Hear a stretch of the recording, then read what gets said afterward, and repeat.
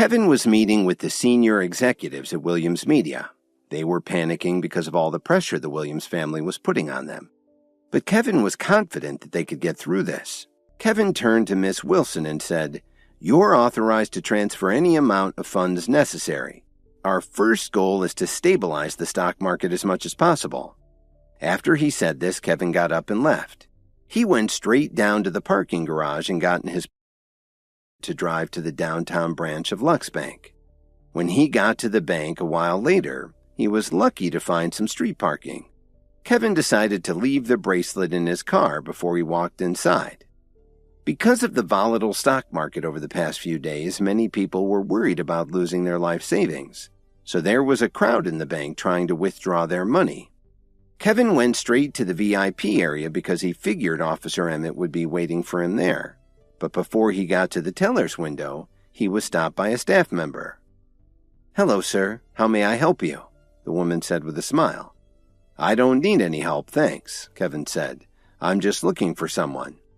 Judging by Kevin's clothes, the woman immediately determined that he was just an ordinary customer and wasn't qualified to go to the VIP section. "Sorry, sir. These windows are reserved for VIPs. No one else is allowed in here. If you're looking for someone, you can wait over there by the door," the woman said icily. "I also have some business to take care of. Can I go ahead?" Kevin asked politely. "Sir, you can go to the regular customer area to do your business," she said with a fake smile. Then the woman thought to herself, the customers in the VIP area are all worth over $1 million. Kevin, who was wearing sloppy ordinary clothes, probably didn't earn more than $20,000 a year. "I'd like to make a withdrawal," Kevin said helplessly. He was starting to get irritated. "You can make a withdrawal from the ATM by the entrance," the woman said impatiently. She didn't want to waste any more time with Kevin. Kevin frowned. He thought that he was pretty handsome. How come he kept getting this kind of reaction from people? Then he took a deep breath and looked at her name tag. "I'll just stand here and wait, Miss Gray. It shouldn't be long, okay?" "No, sir, this is the VIP area. I'm afraid you're disturbing our customers," Miss Gray said in disgust. "Please move along." Their conversation was starting to attract attention. The VIP customers were annoyed by his intrusion. How could a poor man like him dare to come into their private section? Kevin took another deep breath and said to her, "You're giving me no choice. I've decided that I'm going to withdraw all my money from your bank." "I'm sorry, but you don't seem to understand. There's an ATM in the lobby," she said impatiently. "If you don't leave this area immediately, I'll be forced to have you removed by security." "Miss Gray, I'd like to withdraw $2 million in cash immediately," Kevin said as he took out his bank card and slapped it in her hand. The VIP onlookers started to whisper to each other. Did he really say he was withdrawing $2 million? He's not fooling anyone. Just look at how he's dressed. She looked disdainfully at the bank card in her hand. There wasn't even a name on it. Just as she was about to throw the card out, the bank manager happened to walk by. When he saw the black card, he was so unnerved that his legs got weak. Miss Gray, what's going on here?" the manager asked her abruptly. "Mr. Johnson, this man has been causing trouble," she explained. Of course, she didn't forget to give Kevin a snooty look. Johnson was so angry that he muttered to himself, "We really have to do better training." He paused and then explained, "This is a black card. There isn't another one in all of Chicago." The VIPs who were watching the scene were shocked, and the employee felt incredibly awkward. "Sir, are you sure you aren't mistaken?" she asked hesitantly. "Nonsense, Miss Gray," Johnson said as he took back the card and walked over to Kevin. "Sir, my name is Evan Johnson. I'm the manager of this branch. It would be our pleasure to serve you," he said apologetically, trying very hard not to let his voice quiver. In all his years working for the bank, he had never seen one of these cards. "I don't need any help, thank you. I'm just making a withdrawal," Kevin said as he sneered at the rude employee. "Am I qualified to stand here now?" "Sir, I'm so sorry," Miss Gray replied ever so politely. She was mortified. "Sir, please accept our apologies for this misunderstanding. If you need anything at all, please let me know, Johnson said with a big smile. I've already told Miss Gray how much I'd like to withdraw, Kevin said nonchalantly. I'm sure she can handle things now. Okay, Johnson said amiably. Then he turned around and reprimanded her. What are you standing here for? Take care of the transaction right away. Yes, sir, she said as she walked behind the counter. Sir, please, come with me to wait in the private room, Johnson invited him. Their attitude had completely changed, and the VIPs who had witnessed the spectacle were speechless. When they got to the private room, Kevin sat down casually on the sofa and crossed his legs. Johnson smiled and walked over to the cappuccino machine and offered Kevin a coffee. A few minutes later, the embarrassed employee came into the room, struggling to carry a large canvas bank bag with both hands. Sir, the $2 million withdrawal you requested, Miss Gray said apprehensively. She could barely look Kevin in the eye. She was so embarrassed by how rudely she treated Kevin when he walked in. You know, I don't really think I need to carry around that much cash. How about if you take out $500 and put the rest back in the vault?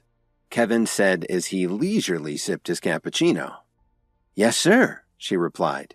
She knew that Kevin was just screwing with her, but she realized she deserved it. Kevin slowly walked out of the VIP room accompanied by Mr. Johnson and Miss Gray. He stuffed the $500 in his pocket. As he stepped into the lobby, Officer Emmett walked over to him and asked, Kevin, what are you doing here? Didn't you want me to meet you here? I figured as long as I'm at the bank, I might as well make a withdrawal. Kevin smiled. Officer Emmett nodded slightly, but then she noticed that Kevin was coming out of the VIP area. But what were you doing at the VIP window? Officer Emmett asked as she looked him straight in the eyes. She was here to do some banking too, but she had to do it at an ordinary window. Officer Emmett knew very well that the bank's VIP room was only accessible to millionaires. Maybe they let me use it because the regular lines were getting too long, Kevin suggested as he shrugged his shoulders. That seemed to make sense to Officer Emmett, so she decided to change the subject. Kevin, please don't misunderstand Blair's actions. He didn't do any of that on purpose. Before she could finish, Kevin interrupted her. I'm not here to talk about him. Let's find a place to sit down so you can explain to me what's going on with that bracelet. Suddenly, there was a scream from the lobby. We're being robbed! The bank's front door was kicked open by 5 men in black. One of them fired his gun at the ceiling and shouted, Everyone, on the floor! Put all your valuables on the floor in front of you and don't look up, the head bank robber shouted.